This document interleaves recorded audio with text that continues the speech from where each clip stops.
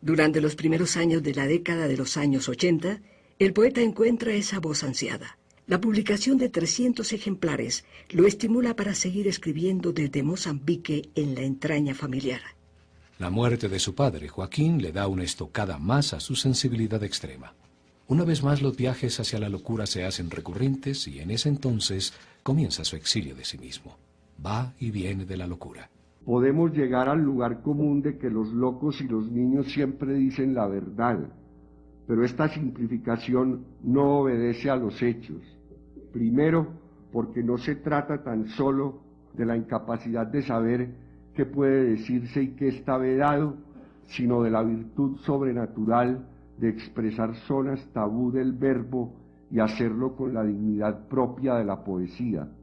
Y segundo, por una falta de simultaneidad entre los momentos en que Raúl atravesaba sus peores crisis y las épocas en que escribió sus mejores versos. Pero, aunque muchos insistan en llamar a Raúl Gómez Hatín poeta loco o poeta maldito, no es posible tejer un hilo cierto entre la enfermedad y el arte. Parte de su poesía es precisamente lúcida y contundente. Así lo afirma el poeta Darío Jaramillo Agudelo. Gómez Hatín es excesivo y se permite sus incorrecciones.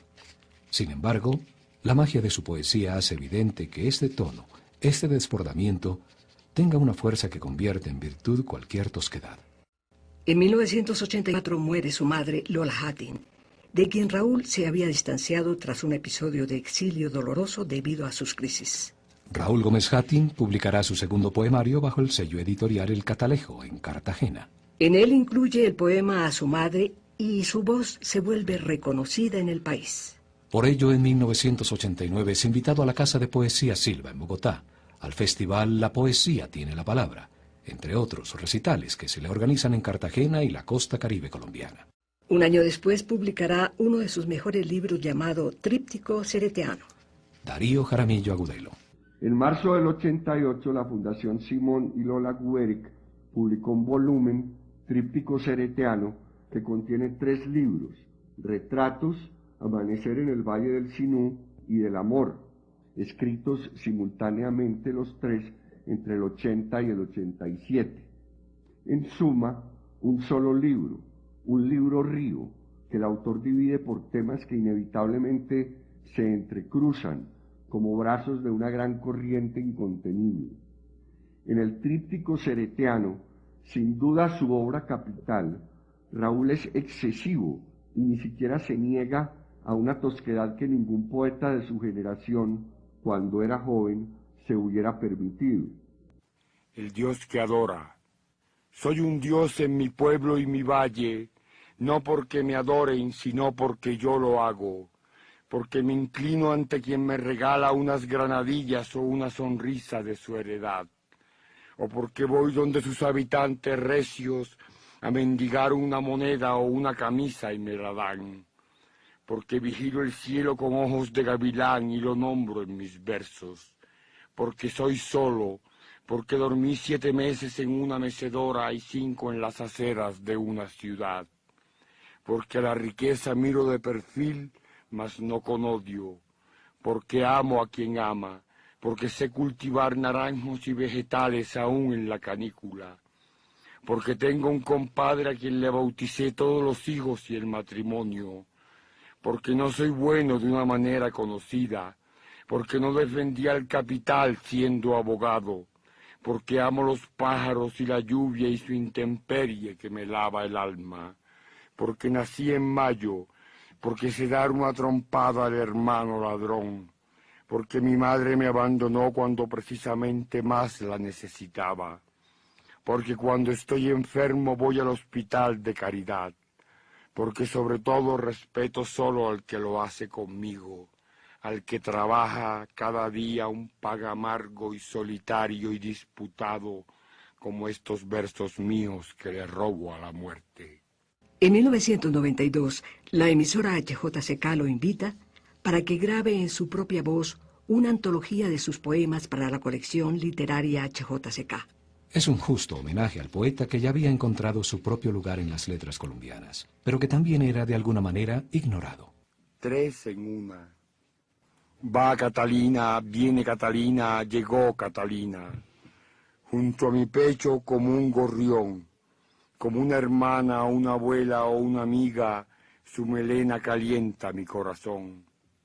No quiero que se vaya, si es tan tierna, si parece que tuviera en vez de huesos plumas, en vez de voz puro aliento, en vez de amistad un pleno amor. Catalina vale 1.000.000 de besos en poemas. Catalina es un corazón de viento y el viento quisiera hacerlo yo. La publicación del tríptico cereteano consolida la obra del escritor y le da una nueva relevancia nacional. Mientras tanto, el hombre nacido en Cartagena se dedica a deambular las calles como premonición de la caída que habría de suceder en 1997. En el entretanto, Raúl Gómez fue publicando libros como Esplendor de la Mariposa, cuya portada jamás le gustó y que desdibujó alguna parte de la fuerza de su poesía anterior. En 1993 apareció en Cartagena un nuevo libro no incluido en la edición de Editorial Norma de Poesía 1980-89, con el título de Esplendor de la Mariposa, un volumen que contiene 15 textos breves y mediocres. En una entrevista de Cromos, citada por Jáuregui, dijo Raúl: en mayo del año pasado estuve en el Hospital de San Pablo en Cartagena y escribí en media hora Esplendor de la Mariposa. Francamente, y sin ninguna ironía, me parece que se demoró mucho rato para componer estos textos tan exangües. Jáuregui está de acuerdo con esto y dice: la expresión es pobre, la idea pierde vuelo y la brevedad del verso no convence. Fue un libro escrito a las carreras y publicado con irresponsabilidad.